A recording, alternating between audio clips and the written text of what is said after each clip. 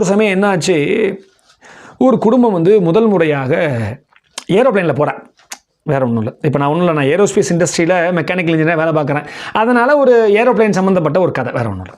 ஒரு ஏரோப்ளைனில் முதல்ல என்ன பண்ணுறா, ஒரு குடும்பம் வந்து ஒரு குடும்பத் தலைவர், அவள் மனைவி, அவள் பசங்க, அவளோட பேர பசங்க அப்படி வந்து அழிச்சுட்டு போகிறார்.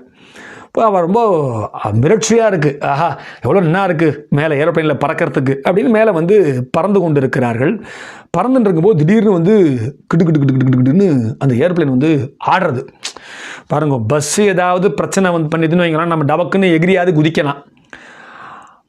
இப்போ கடலில் ஏதாவது கப்பலில் போகும்போது ஏதாவது பிரச்சனை வந்தால் கூட குதிச்சு நீந்தி தப்பிக்க வாய்ப்பு இருக்குது. ஏரோப்ளைனில் ஏதாவது பிரச்சனைனா நம்மளால் ஏதாவது பண்ண முடியும். ஜன்னலாவது காற்று வாங்க திறக்க முடியுமா? திறக்க முடியாது.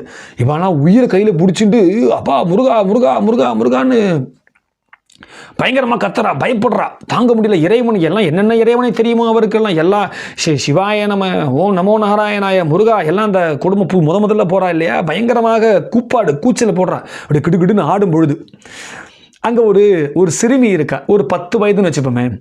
அவள் பாருங்கோ, அவளுக்கு எந்த விதமான சஞ்சலமும் இல்லை. அவள் என்ன பண்ணுறா, அழகாக அமைந்து ஆனந்தமாக அப்படி உட்கார்ந்துட்டு வரா. பாருங்க, இதான் நடுநிலையான மனம். நம்ம என்ன பார்த்தோம், நிலை பெறன்னு ஒரு சொல் பார்த்தோம் இல்லையா, அது மாதிரி அந்த சிறுமிக்கு எந்த விதமான மன சஞ்சலமும் இல்லை, பயமும் இல்லை, பெரிய ஆனந்தமும் இல்லை அவளுக்கு. அவள் அமைதியாக அமர்ந்து வருகிறாள். இதை வந்து அந்த குடும்பத் தலைவன் பார்க்குறார். இப்போ அந்த ஏரோப்ளைனில் போகும்போது எல்லாருமே பயப்படுறா. பயம் இருக்கத்தானே செய்யும், யாருக்காவது உயிர் பயம் இருக்கும்ல. ஆனால் அந்த சிறுமி மாத்திரம் பாருங்க அமைதியாக அமர்ந்திருக்கிறாள். அவன் சரி எப்படி இருக்க முடியும் அப்படின்னு அந்த இடத்துலையும் பாருங்க அவருக்கு ஒரு ஐயம், ஒரு சந்தேகம்.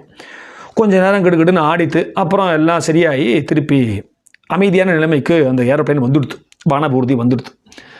திருப்பி ஒரு அமைதியான நிலைமை வந்த உடனே சீட் பெல்ட்டை கழட்டலாம் அப்படின்னு மேலே ஒரு சிம்பிள் போட்டுட்டேன். இந்த குடும்பத் தலைவர் இருக்கார் இல்லையா, அவருக்கு வந்து அந்த ஐயம், சந்தேகம் இப்போ தாங்கலை. கிடுகிடுன்னு கிளம்பி அந்த பொண்ணுக்கிட்ட போயிட்டார்.